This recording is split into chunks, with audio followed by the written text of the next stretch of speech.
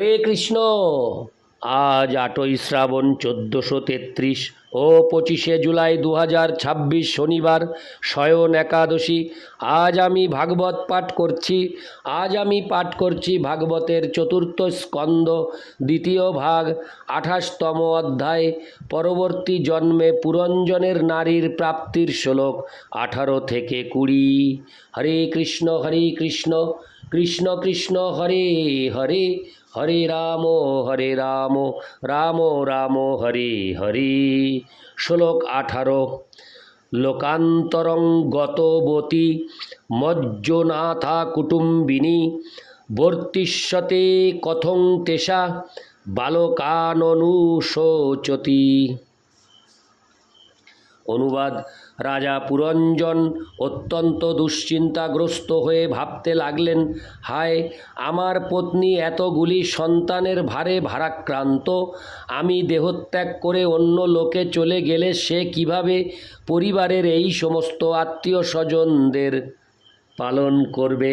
হায়, পরিবার প্রতিপালনের দুশ্চিন্তায় সে না জানি কত কষ্ট পাবে। তাৎপর্য: তার পত্নীর বিষয়ে তার এত চিন্তা দেখে বোঝা যায় যে রাজা স্ত্রীলোকদের চিন্তায় অত্যন্ত মগ্ন ছিলেন।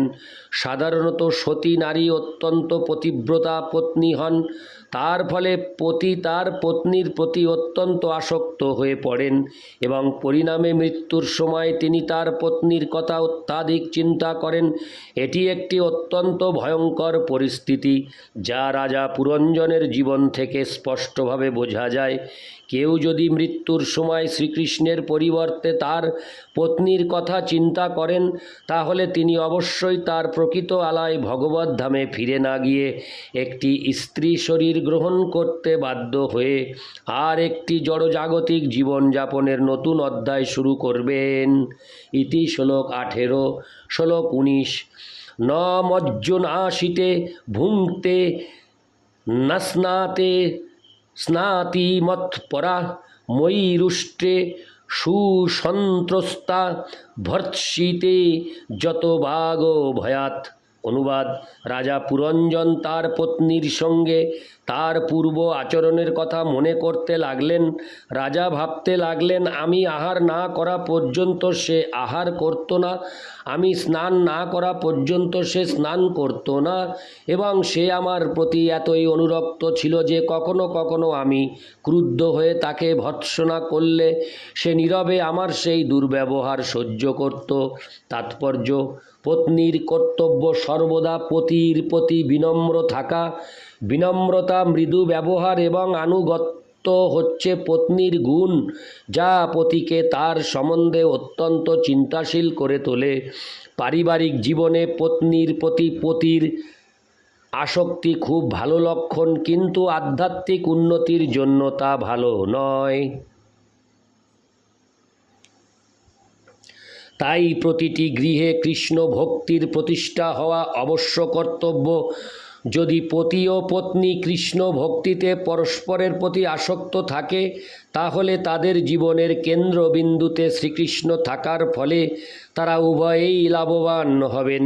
তা না হলে পতি যদি তার পত্নীর প্রতি অত্যন্ত আসক্ত হন, তাহলে তাকে তার পরবর্তী জীবনে স্ত্রী শরীরে জন্মগ্রহণ করতে হবে। স্ত্রী যদি তার পতির প্রতি অত্যন্ত আসক্ত থাকেন, তাহলে তিনি তার পরবর্তী জীবনে পুরুষ শরীর প্রাপ্ত হবেন। স্ত্রীর পক্ষে অবশ্য পুরুষ হয়ে জন্মানো লাভজনক, কিন্তু পুরুষের স্ত্রী শরীর লাভ করাটা মোটেই লাভজনক নয়। ইতি শ্লোক 19। শ্লোক 20। প্রবোধয়তি মা বিজ্ঞং ভূষিতে শোককর্ষিতা বর্তৈতদ গৃহমেধিয়ং বীরশূরপি নশ্যতি। অনুবাদ। রাজা পুরঞ্জন ভাবতে লাগলেন, আমি যখন মোহাচ্ছন্ন হতাম তখন আমার পত্নী কিভাবে আমাকে সৎ পরামর্শ প্রদান করত, এবং আমি গৃহ থেকে বাইরে চলে গেলে সে অত্যন্ত শোকাচ্ছন্ন হতো, যদিও সে বহু সন্তানের জননী। তবুও আমার আশঙ্কা এই যে গৃহস্থালির দায় দায়িত্বগুলি বহন করতে সে কি সক্ষম হবে। তাৎপর্য: মৃত্যুর সময় রাজা পুরঞ্জন তার পত্নীর কথা চিন্তা করছিলেন। তাকে বলা হয় কলুষিত চেতনা।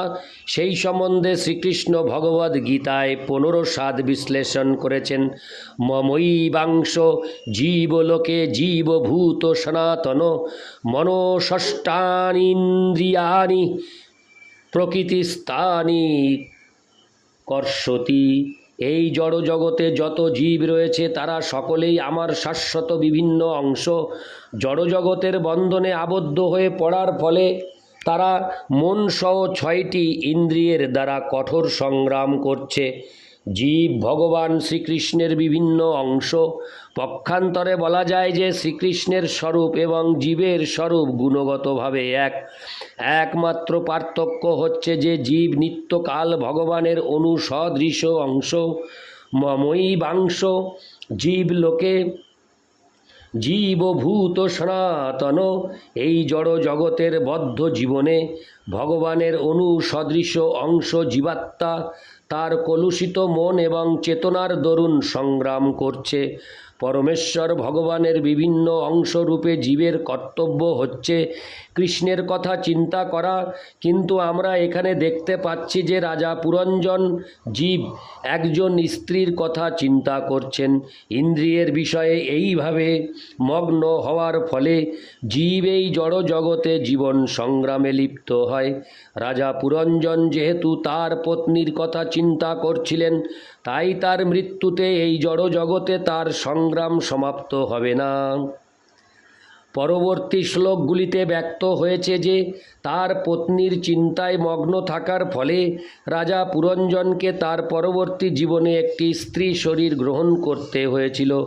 এইভাবে সামাজিক, রাজনৈতিক, কপট, ধর্ম, জাতি এবং সাম্প্রদায়িক হরে কৃষ্ণ এবং সাম্প্রদায়িক চেতনাই বন্ধনের কারণ হয়।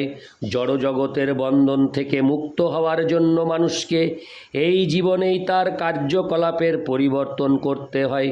ভগবদ্ গীতায় 3:9 তা প্রতিপন্ন হয়েছে।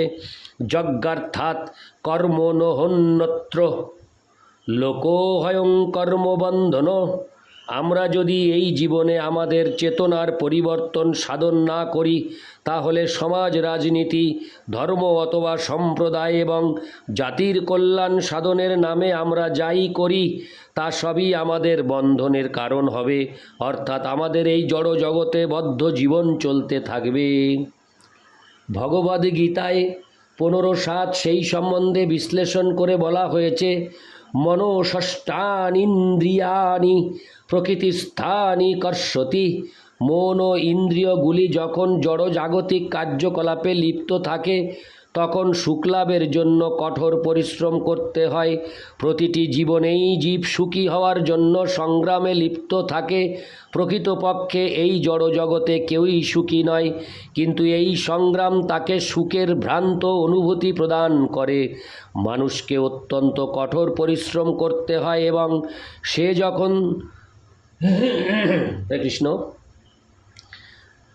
যখন তার সেই কঠোর পরিশ্রমের ফল লাভ করে তখন সে নিজেকে সুখী বলে মনে করে। প্রকৃত সুখ যে কী তা এই জড় জগতে কেউই জানে না। সুখমাত্যন্তিকং যত্তদ বুদ্ধিগ্রাহ্যমতীন্দ্রিয়ম। ভগবদ্গীতা 6:21। প্রকৃত সুখ অনুভব করতে হয় দিব্য ইন্দ্রিয়ের দ্বারা। পবিত্র না হলে দিব্য ইন্দ্রিয়গুলি প্রকাশিত হয় না। তাই ইন্দ্রিয়গুলিকে পবিত্র করার জন্য কৃষ্ণ ভাবনামৃতের পন্থা অবলম্বন করে ইন্দ্রিয়গুলিকে ভগবানের সেবায় যুক্ত করতে হয়। তখন প্রকৃত সুখ এবং মুক্তি লাভ হবে। ভগবদ্ গীতায় 15:8 বলা হয়েছে শরীরং যদবাপ্নতি যচ্চাপুৎক্রামতীশ্বর গৃহীত্বৈতানি সংজাতি বায়ুর্গন্ধানিবাসয়াৎ।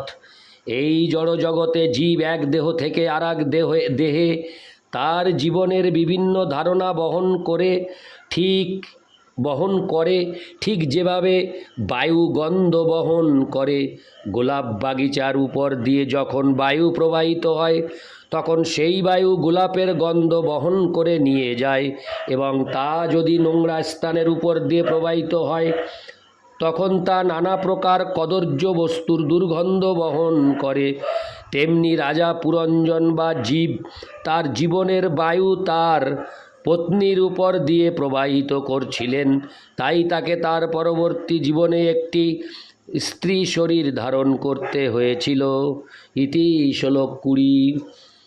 হরে কৃষ্ণ কৃষ্ণ কৃষ্ণ হরে হরে, হরে রাম রাম রাম হরে হরে। জয় গৌর। হরে কৃষ্ণ।